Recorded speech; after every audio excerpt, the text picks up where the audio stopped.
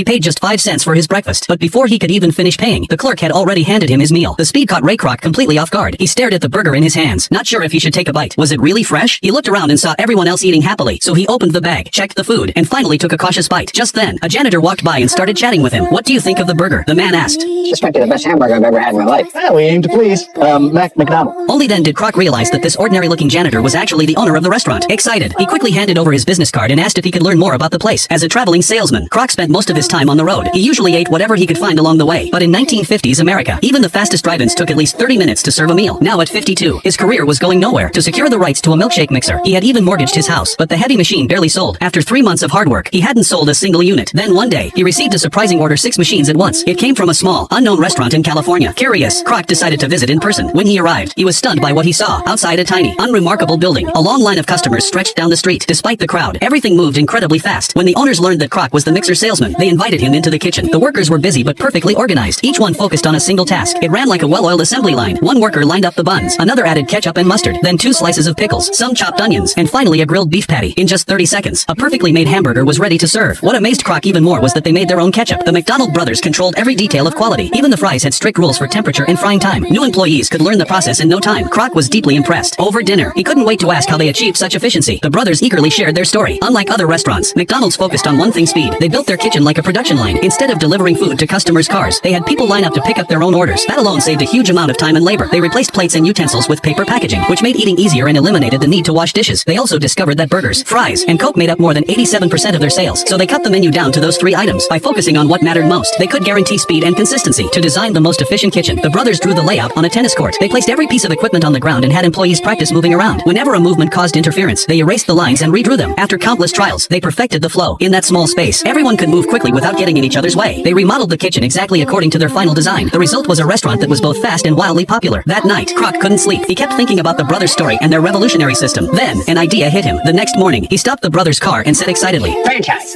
Big pardon? Franchise.